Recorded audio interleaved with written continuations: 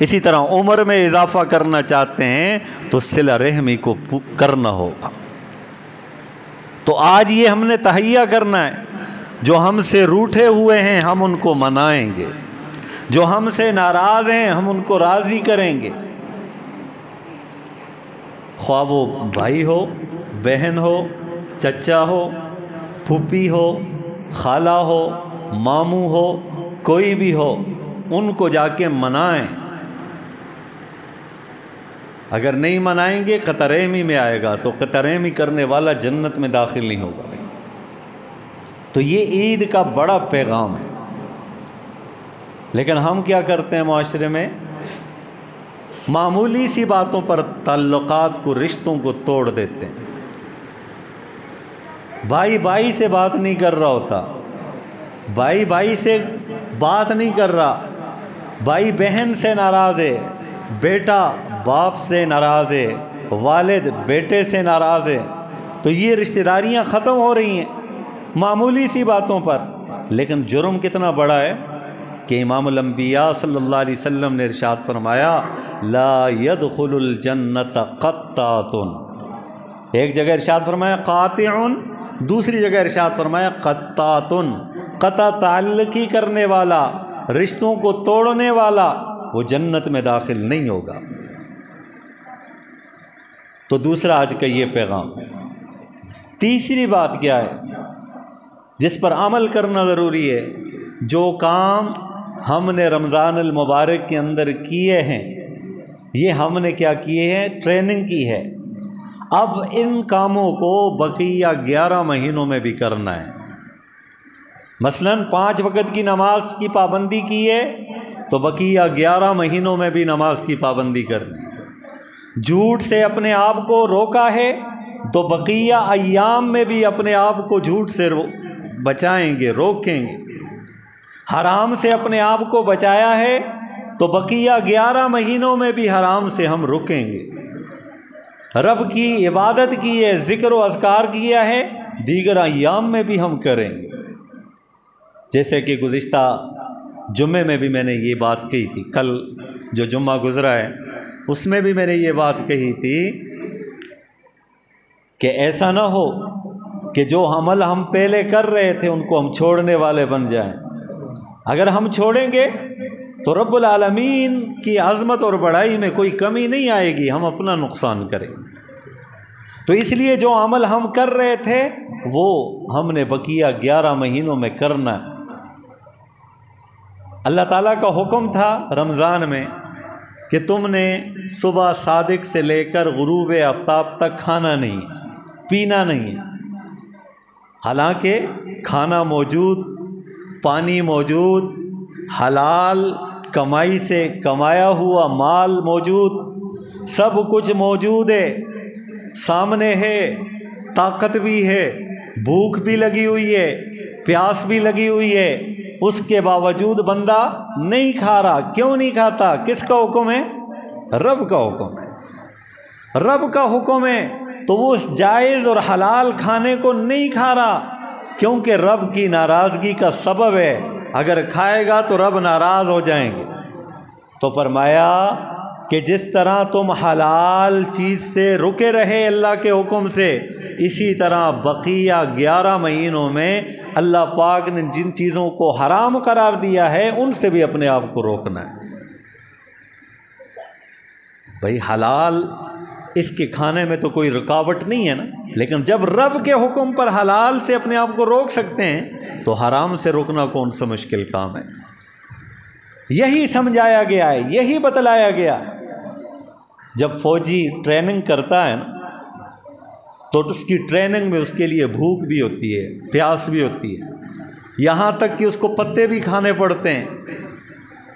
وہ کیوں؟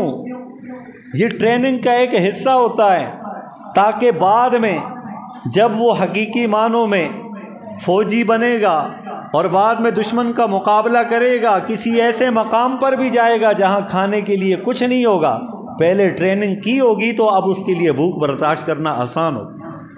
اسی طرح مومن بندے کے لیے اللہ تعالیٰ کی طرف سے یہ ٹریننگ کا مہینہ، یہ ٹریننگ کا مہینہ ہے، اس میں بھوک برداشت کی ہے حلال، تو بقیہ دنوں میں حرام سے بھی اپنے آپ کو روکے رکھنا ہے۔ یہاں بھی اللہ کا حکم ہے، وہاں بھی اللہ کا حکم۔ یہ نہیں ہے رمضان میں اللہ کا حکم مانوں گا بعد میں نہیں مانوں گا، بھائی یہ تو بے وفائی ہوئی نا۔ وفاداری کی علامت یہ ہے جس طرح وہاں مانا ہے اس طرح یہاں پر بھی ہم مانیں گے۔ تو یہ تیسرا پیغام ہے کہ جو اعمال، جو نیکیاں، جو اچھائیاں ہم نے رمضان المبارک کے بابرکت مہینے میں وہ کیے ہیں، اعمال نیکیاں کی ہیں، اسی طرح بقیہ ایام میں بھی ہم انشاءاللہ العزیز ان اعمال کو، ان نیکیوں کو کرتے رہیں۔ اور چوتھی اہم بات کہ جن کے پیارے اس دنیا سے جا چکے ہیں، ظاہر ہے یہ بہت دکھ کی بات ہوتی ہے، غم کی گھڑی ہوتی ہے، اور شریعت مطہرہ نے تعزیت کے 3 دن بتلائے کہ 3 دن کے اندر اندر آپ تعزیت کر سکتے ہیں۔ لیکن ہمارے ہاں معاشرے میں کیا ہوتا ہے، کسی کا بیٹا فوت ہو جائے، کسی کا والد فوت ہو جائے، کسی کی والدہ فوت ہو جائے، ہم سب اس کے پاس جاتے ہیں، پرانے درد، پرانے زخم پھر سے جو ہے تازہ کر کے آتے۔ ہم ویسے جائیں عید ملنے کے لیے، تسلی دیں، ان کے ساتھ ہمدردی کا اظہار کریں، محبت اور اسی طرح رحم دلی سے پیش آئیں، لیکن ان کے دکھ درد کو تازہ نہ کریں، کیونکہ پیارے جن کے بچھڑتے ہیں نا انہیں کو پتہ ہوتا ہے کہ کتنا بڑا دکھ ہوتا ہے۔ تو اس لیے جب کسی کے گھر میں جائیں تو فوت شدہ افراد کو یاد نہ دلائیں، خصوصاً ماؤں کے سامنے ان کے بیٹوں کا تذکرہ، والد کے سامنے اس کے بیٹے کا تذکرہ، بھائی کے سامنے اس کے بھائی کا تذکرہ، اسے وہ پرانی یادیں آ جاتی ہیں۔ ایسا نہ ہو کہ خوشی اس کی ماتم کے اندر تبدیل ہو جائے۔ آپ جائیں، اس سے اظہار کریں، محبت کا، پیار کا، حوصلہ دیں، خوشی کی باتیں کریں تاکہ اس کا غم ہلکا ہو، اس کا دکھ درد ختم ہو، اس کو حوصلہ دیں۔ اور یہ کہیں اگر کوئی بات اس نے کر بھی دی کہ میرا بیٹا نہیں رہا، میرا بھائی نہیں رہا، میرا فلان نہیں رہا، والدہ نہیں رہی، تو اس کو تسلی دیں، جانا ہم سب نے ایک دن جانا ہے، اور ہم نے بھی اس سفر پر روانہ ہونا ہے۔ خوش قسمت تھے وہ چلے گئے، پتہ نہیں میرا اور آپ کا کیا بنے گا، یہ تسلی دیں۔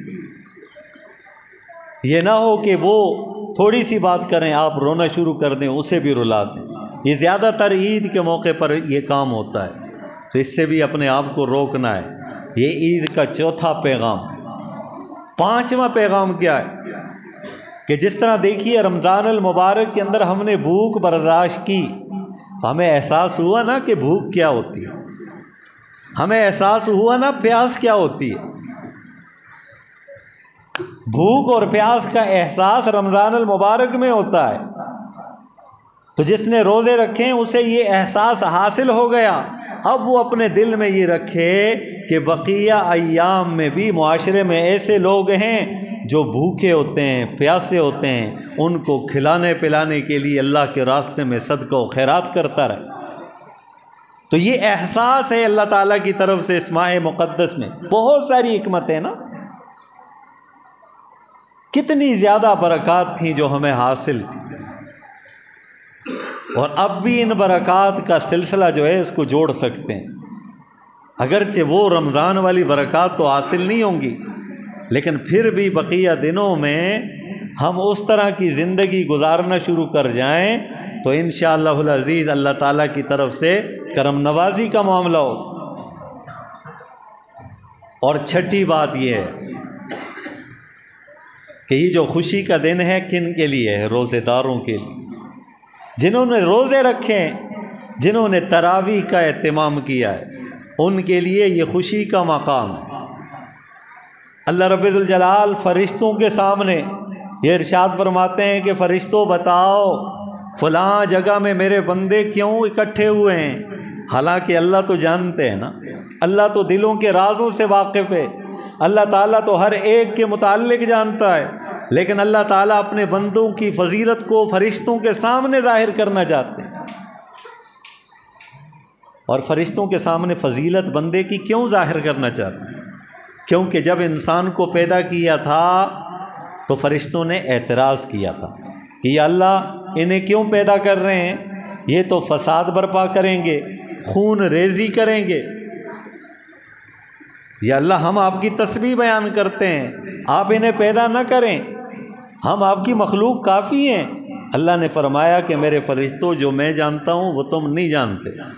تو آج کے دن کی وجہ سے اللہ تعالیٰ فرشتوں کو مخاطب کر کے اپنے بندوں کی فضیلت کو ظاہر کرنے کے لیے فرمائیں گے کہ میرے فرشتوں بتاؤ یہ میرے بندے کیوں اکٹھے ہوئے؟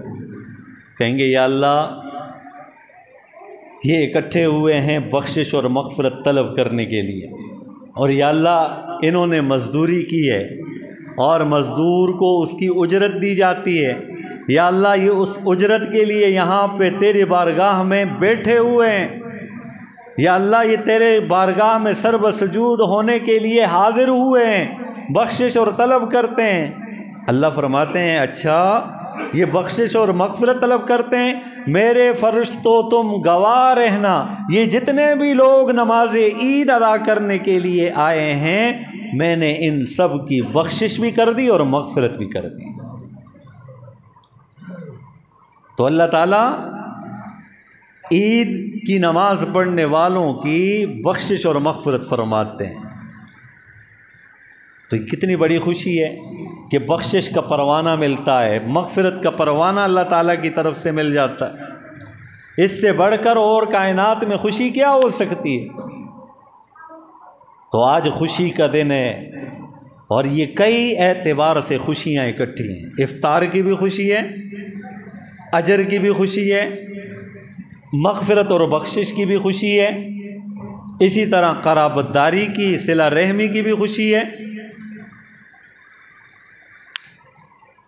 اور آٹھویں بات کیا ہے؟ آٹھویں بات یہ ہے کہ ہم میں سے عام جو مسلمان ہیں ایک دوسرے کے ساتھ تعلق ہوتا ہے نا ہمارا، کوئی رنجش ہو جاتی ہے انسان سے، غلطی ہو جاتی ہے، ایک دوسرے کو برا بھلا کہا جاتا ہے، اونچ نیچ ہو جاتی ہے، انسان ہے، بشری تقاضا ہے، ہو جاتا ہے۔ کبھی انسان کسی کو بری بات کہہ دیتا ہے جو اسے نہیں کہنا چاہیے، اس پر ہاتھ اٹھا لیتا ہے، نہیں اٹھانا چاہیے۔ تو آج کے دن اس بندے کو چاہیے، جب اللہ تعالیٰ اتنی مہربانی کا معاملہ فرماتے ہیں، بخشش اور مغفرت کا اعلان فرماتے ہیں، تو بندوں کو بھی چاہیے کہ وہ عام بندوں کے ساتھ بھی اسی طرح عفو، درگزر اور معافی والا معاملہ کریں۔ بھئی اللہ کی رضا کے لیے معاف کر دیں، کسی نے زیادتی کی ہے معاف کر دیں، کسی نے برا بھلا کہا ہے معاف کر دیں، کسی نے بے ادبی کی ہے تو معاف کر دیں۔ یہ بھی عید کا پیغام ہے۔ اور اسی طرح عید کا ایک پیغام اور بھی ہے، یہ 9ویں بات ہوگی، 10 باتیں میں نے ذکر کرنی ہے۔ 9ویں بات یہ ہے کہ اس خوشی کے موقع پر اپنے ارد گرد ماحول پر بھی نظر دوڑائیں۔ کتنے ہی لوگ ایسے ہیں جو ہماری خوشیوں میں ہمارے ساتھ شریک نہیں ہیں، غربت کی وجہ سے، فقر و فاقے کی وجہ سے، تنگ دستی کی وجہ سے۔ بھائی یہ فقر و فاقہ اور تنگ دستی کس کی طرف سے آتی ہے؟ اللہ کی طرف سے آتی ہے نا۔ وہ لوگ جو مالدار تھے یا مالدار ہیں، ایک رات میں اللہ تعالیٰ ان کو تنگ دست بنا دے تو کوئی روک سکتا ہے؟ کوئی نہیں روک سکتا۔ تو ان کا بھی خیال رکھنا ہے، ارد گرد ماحول میں نظر دوڑانی ہے، اور یہ نہیں ہے کہ نام و نمود کے لیے اور اسی طرح دکھلاوے کے لیے نہیں، اللہ کی رضا کے لیے۔ ہمارے یہاں معاشرے میں کیا ہوتا ہے، کسی کے ساتھ تھوڑی سی مدد کرتے ہیں نا، کسی کے ساتھ تھوڑی سی مدد کر لی تو اس کے ساتھ جو تصویریں بناتے ہیں کہ بھئی میں نے اس کو راشن دیا ہے، میں نے اس کو پیسے دیے ہیں، میں نے فلاں کام کیا ہے، اس نام کو ظاہر کرتے ہیں تو اجر و ثواب ختم ہو جاتا ہے۔ اجر و ثواب کو برقرار رکھنے کے لیے چاہیے یہ کہ ہم اللہ کی رضا کے لیے ایک ہاتھ سے دیں، دوسرے ہاتھ کو خبر بھی نہ ہو۔ تو یہ 9 باتیں ہوں۔